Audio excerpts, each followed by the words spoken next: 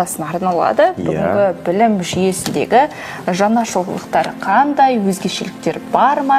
Дәл осы тақырыпты ауқымды тарқататын боламыз. Олай болса студиямызға жайғасқан қадірлі мейманымыз бар. Таныс болыңыздар. Жадыра Төлеуғоныр, республикалық үздік педагога аталымының иегері, ұстаз. Қайырлы күн. Қайырлы таң. Қош келдіңіз. Қош келдіңіз. Көңіл-күйіңіз қалай? Тамаша. Сізді де көргенімізге қуаныштымыз. Астанасы ақындардың елі, Абайдың елі, таң нұрлы болсын. Күнімізге тек қана сәттілік тілеймін. Қазақ тілінің қазіргі кезде жаңашылдыққа, жалпы кез келген пән жаңашылдыққа ұмтылу қажет.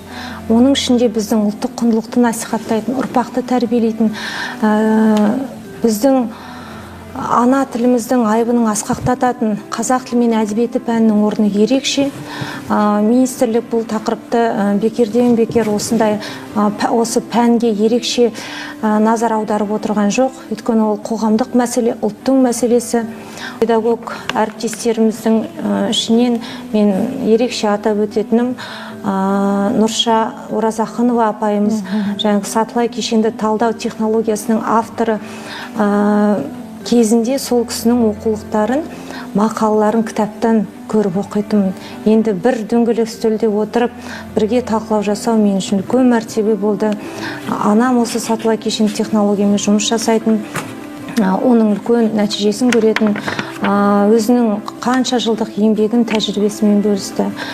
Енді менің апарған тақырыбым, өзекті тақырыптардың бірі әдебиетті оқытуда жасанды интеллект мүмкіндіктерін пайдалану. Енді қарап отырсам, әр жыл сайын үздіксіз дамуды үстіндемін. Сондықтан қазіргі таңда 100-ге жоқ платформалармен жасанды интеллект мүмкіндіктерін пайдаланады екен. Сол әр қайсын қалай пайдалануға болады? Әдебиетке қазіргі алдымызда отырған альфа ұрпақты қалай қызықтыруға болады? Олардың танымы бөлек, олар цифрлық құрылғылардың құлағында ойнайтын, туғаннан телефон ұстап өскен ұрпақ шыны керек қазіргі таңда. Сондықтан олар ақпаратты тез өңдейді, тез қабылдайды. Осы ұрпақты әдебиетке қалай қызықтырса болады деген қазіргі өте заңды сұрақ. Бұның жауабын мен былай айтар едім. Мұғалім оқушының көзімен қарау керек оқыту процесіне. Сонда ол жаңағы оқушымен бірге, қазіргі тренд айтады ғой, бір деңгейде, бір вайбта дейді. Сондай бір толқында жүру керек. Сонда цифрлық трансформацияланған ұстаз пәнге деген қызығушылықты арттыра алады. Енді әдебиет пәнінің оқытуда әртүрлі әдістер бар. Қазір енді флипбук жасалып та жатыр. Неше түрлі сюжетті графика құру, дыбыстық иллюстрациялар жасау, тіпті виртуалды шындықты пайдалану, 3D үлгілер жасау, форумдар мен блогтар жасау, анимациялар жасау, интерактивті әңгімелер құру, кейіпкерлерді жасау, немесе мәтінді видеоға айландыру, ойындар құрастыру деген сияқты көптеген осыған байланысты платформалармен таныстырдым. Сонымен қоса өзімнің қарапайым күнделікті сабақтағы видеоларымды көрсетіп, балалардың әлеуметтік желіде, Инстаграм парақшамда мені білетін оқырмандар болса біледі, жаңағы күнделікті сабағының кейбір тұстарын түсіріп отыратынды. Сол қарапайым сабақта да оқушыны қалай қызықтыруға болады? Мысалы, жаңағы Марат Қабанбайдың Бауыр әңгімесі бар, осы Бауыр сөзін, әңгімені талқылау барысында біз түгел осы әңгіменің өн бойына ендік. Одан кейін балаларға мынандай сұрақ қойдым: балалар, неге қазақ халқы бір туған туыс ағайынды адамдарды бауыр дейді? Неге оны жүрек демейді? Неге ми демейді, неге қол демейді, неге көз демейді? Адамда басқа да дене мүшелері бар ғой. Қалай ойлайсыздар, неге бауыр деп атаған деп? Сол кезде оқушылар қызығушылығы артып, шынымен де неге бауыр екен деп, жаңағы осы дүниені зерттеу барысында жасанды интеллект мүмкіндіктерін пайдалануға рұқсат бердім. Жасанды интеллекттің мүмкіндіктерін пайдаланды. Одан кейін 3D форматта 3D платформада жаңағы бауырдың түгел бөлімдерін, оның адам ағзасына деген маңызын қарап шықты. Содан кейін барып қорытынды жасады. Бауыр деген адамға ең қажетті, және ол бұрынғы уақытта бауырды ауыстыруға келмейтін, және бауыр қан айналымын реттейтін өте қажетті ағзалардың бірі. Ал қазақ бауыр етім бауырым дейді. Неге бауыр етім бауырым дейді? Немесе құйрық бауыр жегізеді. Одан кейін бауырым-ай деп қоштасады. Міне осы әрбір сөзде мәнісін түсініп, ұлттық құндылыққа енді. Немесе жаңғы мен енді жас ақындар үйірмесіне жетекшілік етемін. Білесіздер, әр сыныпта ақындар бар. Сол шығармашылық жұмыс жасаған кезде кейбір балалар жаңғы өлеңді қара сөзге айландырып жатса, кейбір балалар соған қатысты өлең шығарып автор ізімен, ал кейбір балалар Сунай деген, білесіздер, жасанды интеллект мүмкіндігін пайдаланып сөзге ән шығарып жатады.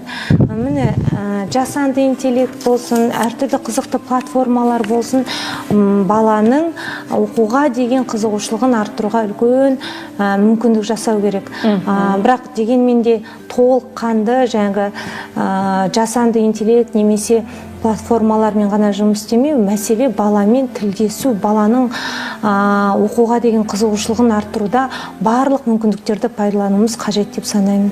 Тамаша, керемет. Енді сіздің бұғанға дейінгі бірнеше авторлық жобаңыз бар. Естуімізше тұлға атты авторлық жобаңыз да бар екен. Толығырақ білгіміз келіп отыр. Көп рахмет. Шынымен де бүгінгі таңда біздің негізгі мақсатымыз ұлтын сүйетін, тілін сүйетін, туған жерін сүйетін ұрпақ тәрбиелеу, тұлға тәрбиелеу. Біз барлық мақсатымыз тұлға тәрбиелеуге алып келеді.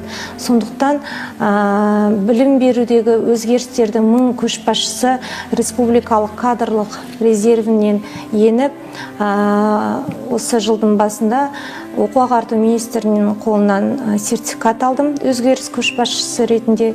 Сол кезде бізбен тілдесу барысында менде осындай жобамның, идеямның бар екенін айттым. Яғни тұлға атты жоба жасасақ, осы жобаны барлық мүмкіндіктермен қарастырамын деп ол кісі бұл жобаны жасаңыз, іске асырыңыз деді.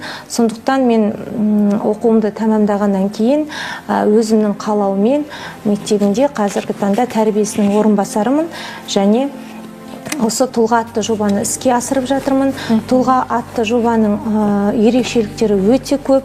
Енді барлық жағын ашып айтпаймын, дегенмен әлеуметтік желіден көріп жатқан шығарсыздар. Мектептің әр апта сайын, әр күн сайын әр жасалған жұмыстың нәтижесі шығарылып отырады. Бұл үлкен жұмыс.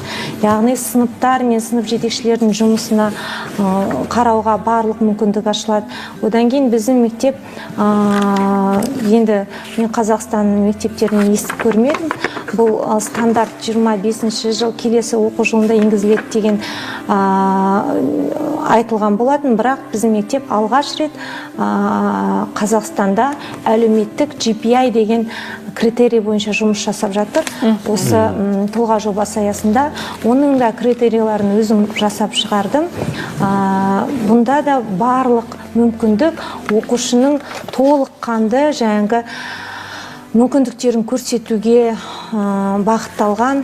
Әр ай сайын нәтижесі шығарылады, тұлғалармен кездесу жүргізіледі. Мектебіміздің мақтанышы Ерасыл Қажыбаевпен кездесу өтті. Оған да тұлға атты медаль бердік. Өйткені ол шынымен де біздің мектептен шыққан тұлға, тек қана мектебінің атын шығарып қана қоймай, бүкіл қазақтың абыройын көтеріп жүрген батыр. Сондықтан бұл жобаның арқасында дәл сондай мықты тұлғалар қалыптасады деген ойдамыз.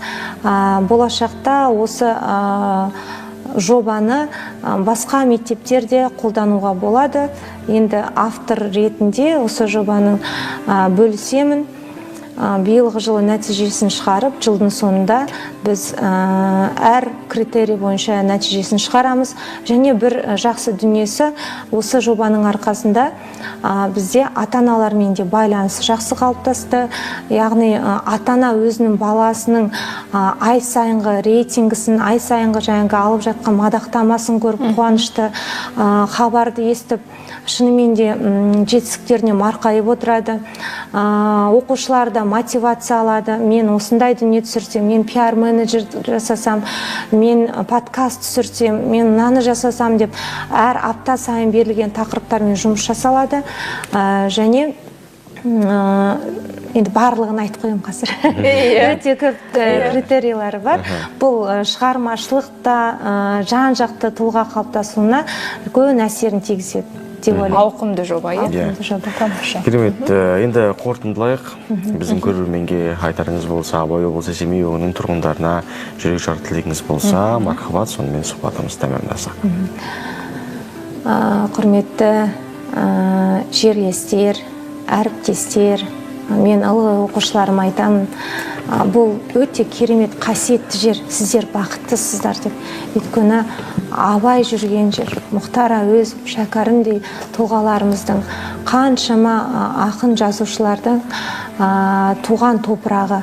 Сондықтан біз бақытты ұрпақпыз, бақытты адамдармыз. Себебі осындай ұлылар мекенінде өмір сүріп келе жатырмыз, ұрпақ тәрбиелеп келе жатырмыз. Әр атқан таң тамаша болсын, өзгерістерге, жаңашылдыққа толы болсын. Сіздерге тек қана жақсылық тілеймін. Біздің Абай облысының туын биікке көтеріп, ұрпағымызды жақсылыққа, ізгілікке насихаттап жүре берейік. Тамаша. Керемет, өзіңізге де көп рахмет, алғыс білдіреміз. Алтындай уақытыңызды бөліп келгеніңізге ризашылығымызды білдіргіміз келеді. Жеңісіңізбен тағы бір мәрте құттықтап өтейік. Алдағы уақытта өзіңізге тек қана сәттілік тілейміз.